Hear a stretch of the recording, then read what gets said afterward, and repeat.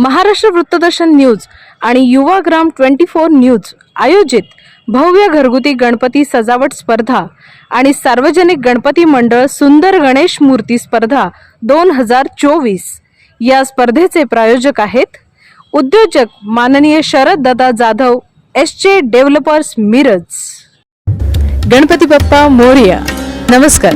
Maharashtra वृत्तदर्शन news आणि Yuvagram 24 news आयोजित सार्वजनिक गणेशोत्सव मंडळ सुंदर मूर्ती स्पर्धेमध्ये मी पूर्वा तुमचं मनापासून स्वागत करते।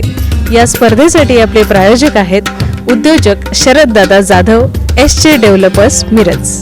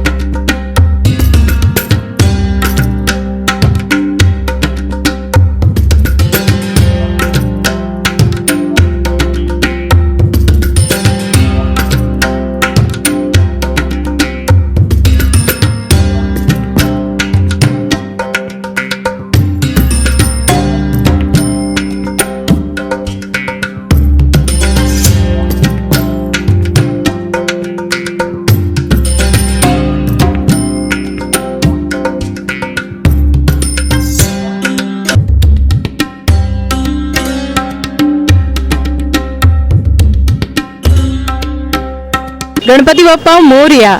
श्री मिरज विद्यार्थी गणेशोत्सव मंडळ येथे आपण आलेलो आहे।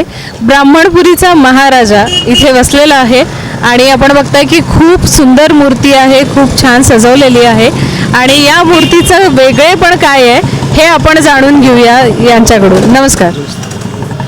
मूर्तीचं वेगळेपण काय सांगाल? मिरज विद्यार्थी गणेशोत्सव मंडळ आपले पारंपरिक गणेशोत्सवाचं दरवर्षी वेगळं काहीतरी असते। यावेळी आम्ही राधाकृष्ण च्या रूपात एक मूर्ती आणलेली आहे। राधाराणी आहे ती तिचं शृंगार जे कार्य आहे त्या रूपात आहे आणि श्रीकृष्णाच्या उत्तरमध्ये गणेशाची मूर्ती आहे ती त्याला वेणी असं दिलेलं आहे। त्यामुळे मूर्ती अतिशय उत्कृष्ट आहे, बघितलं प्रसन्न वाटते। मस्त राधाकृष्णाचं रूप लागलं आहे, बऱ्याच जणांचं समाधान वाटतं मूर्ती बघितल्यावर। अतिशय सुंदर मूर्ती आहे।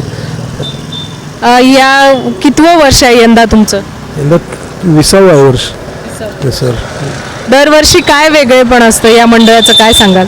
दरवर्षी नवीन आम्ही काहीतरी करतो, काहीतरी आध्यात्मिक याच्यातलं असते किंवा सामाजिक असते किंवा तुम्हाला ह्याच्यासाठी पण असते, म्हणजे लहान मुलांच्यासाठी, म्हणजे प्रत्येकाला वेगळं प्रत्येकाला प्रबोधन असते।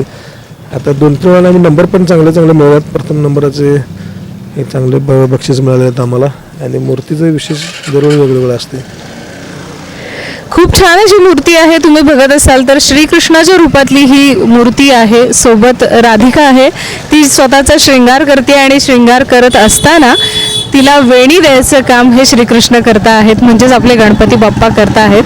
खूप वेगवेगळ्या रूपात गणपतीची मूर्ती आपण बघत आलेलो आहे। तर अशीच ही एक सुंदर मूर्ती आहे ब्राह्मणपुरी एरियामधली। तर अशाच आणि अजूनही खूप छान छान मूर्त्या आपण बघणार आहे। आमच्यासोबत असेच बनून राहा। धन्यवाद।